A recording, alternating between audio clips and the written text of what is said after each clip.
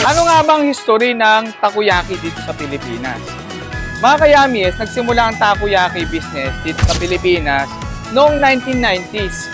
Natatandaan niyo ba mga kayamis yung cartoons na Takoyaki Man to Man noong around 90s? Noong una mga kayamis, nalaman yung salitang takoyaki.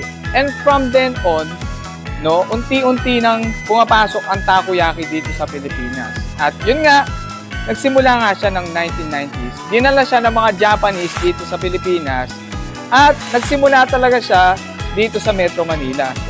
Alam niyo ba mga kayamis na mga unang pasok ng takoyaki dito sa Pilipinas ay hindi siya masyadong pinapansin. Hindi siya ganong sikat kasi yung ibang ingredients ito mga kayamis ang hirap hanapin. At ang hirap din gumawa ng mga alternative ingredients na pwedeng mag-swak sa panglasa ng merkado dito sa market.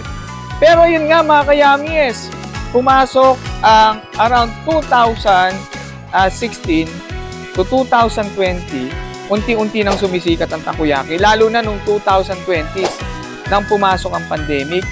Yan, pumasok na ang takoyaki.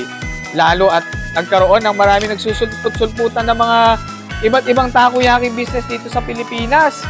Yung iba ay home-based business at yung iba may mga stalls ang gaya ng Yummiest Takoyaki. Hindi na lang siya sa Metro Manila sumikat.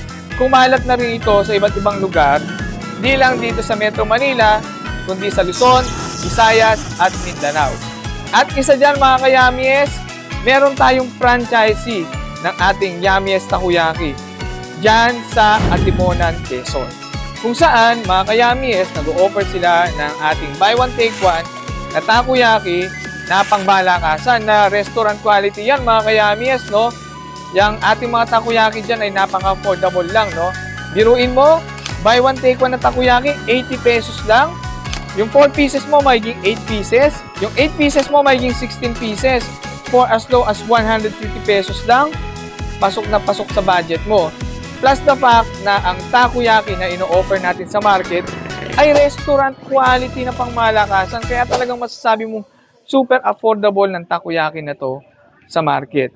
So sa mga kayamies natin dyan, na curious matikman ng Yummiest Takoyaki, lalo na kung ikaw ay nasa Quezon Province, particularly sa Antimonan, Quezon, bisitahin mo na ang pinakamalapit nating franchisee ng Yummiest Takoyaki dyan sa Antimonan, Quezon. Kung ikaw man ay mag-i-inquire about sa franchise ng ating Yummiest Takoyaki, wag na wag ka mahihiyang mag-message sa amin dito sa Yummiest Takoyaki o kaya mag-comment ka sa iyo baba. Tutulungan ka namin sa iyong franchise journey dito sa Yummiest Takoyaki. At yun lang mga kayamies at have a great day sa inyong lahat. Paalam!